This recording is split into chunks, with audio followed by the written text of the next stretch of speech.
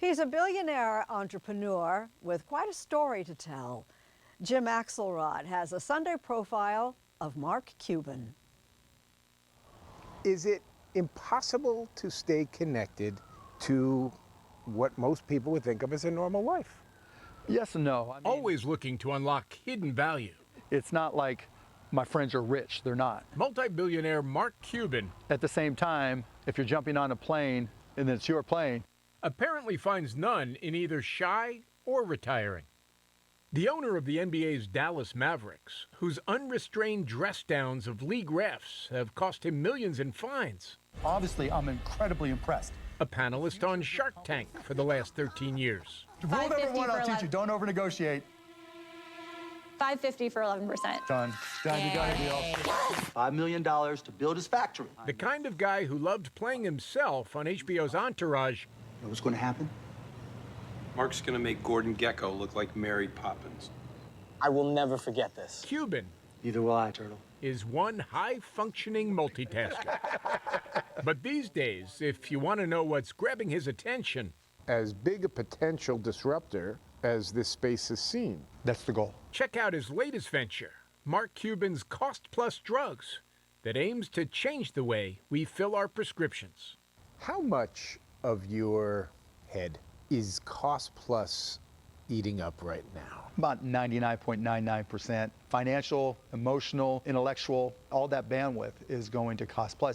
Prescription drugs are a $500 billion market in the U.S. Cuban wants more transparency into how prices are set. An opaque and complicated process, he says, that's largely controlled by middlemen.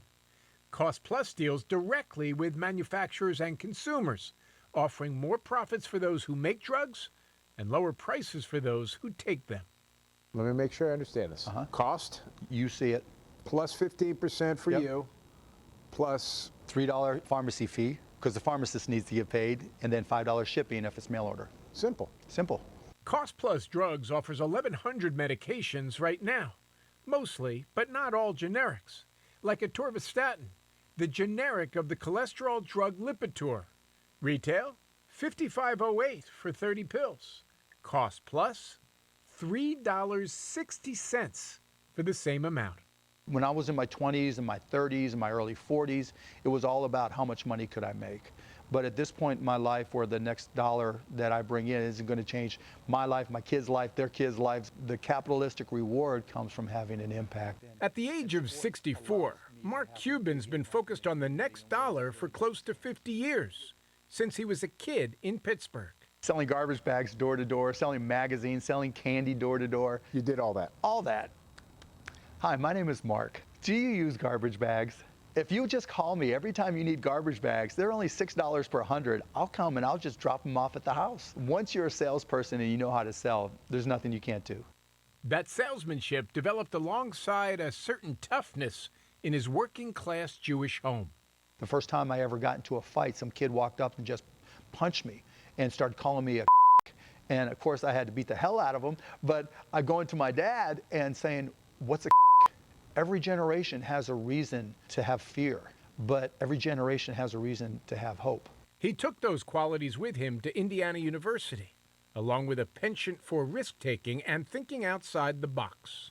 Did you buy a bar before you were old enough to drink? Yes, Motley's Pub. And that was the first time I had to try to get things organized and actually run a real business. And I realized I wasn't that good at it. There were a lot of mistakes that I made. After graduation, he worked at a bank. That lasted 9 months. Cuban had too many other things to try. Watch your hand. One last push here. No problem. Like acting, grabbing parts in a bunch of B movies. Who's Rachel? His first big money came at the age of 30, selling a software company he built called Micro Solutions. While still not ready to settle down, I netted about $2 million after taxes. I bought a lifetime pass on American Airlines, and I'm not going to work. I'm just going to party like a rock star in as many countries as I can. his ever-churning mind was focused on and investing in the emerging sector of technology and computers. My net worth just kept on going bam, bam, bam, bam, bam, bam, bam, bam, bam, along with that. By the time I'm 35, I was worth, $15, $20 million. Life was good. Millions became billions when he and his college buddy, Todd Wagner, also now living in Dallas, wanted to listen to Indiana University basketball games on their old campus 900 miles away. So I go buy a computer, upgrade my phone line, downloaded Netscape software for a server, and started looking at different alternatives to try to put audio and eventually video on the internet. Nobody was doing it at the time. We were the first. I feel like I'm listening to the origin story of streaming. It is the origin story of streaming. There was nobody doing it. Nobody. People thought I was an idiot. He wasn't.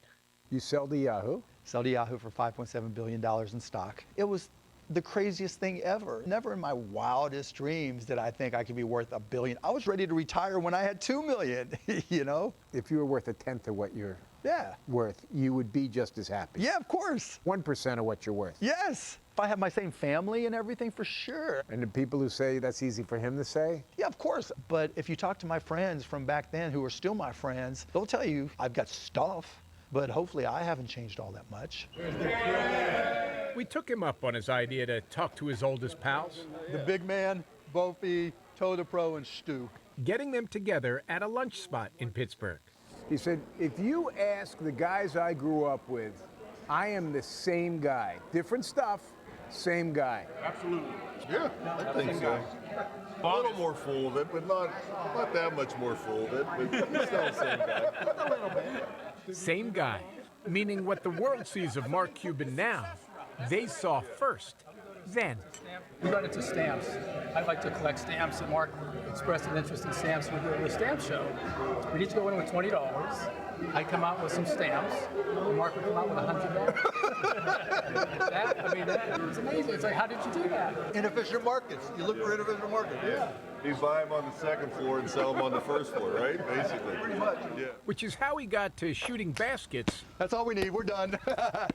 on a full court in the backyard of his $20 million plus mansion, It's 2 for 2 for anybody scoring at home. Yeah, we'll stop right there. where he lives with his wife and 3 kids. My son gives me a hard time if I'm missing. I'm like, come on, Mark. A guy who's been draining him from deep for decades now. What did you know about running a professional sports team when you bought the Mavs? Nothing. Absolutely nothing. The Dallas Mavericks he paid $285 million for 23 years ago are now estimated to be worth more than $3 billion.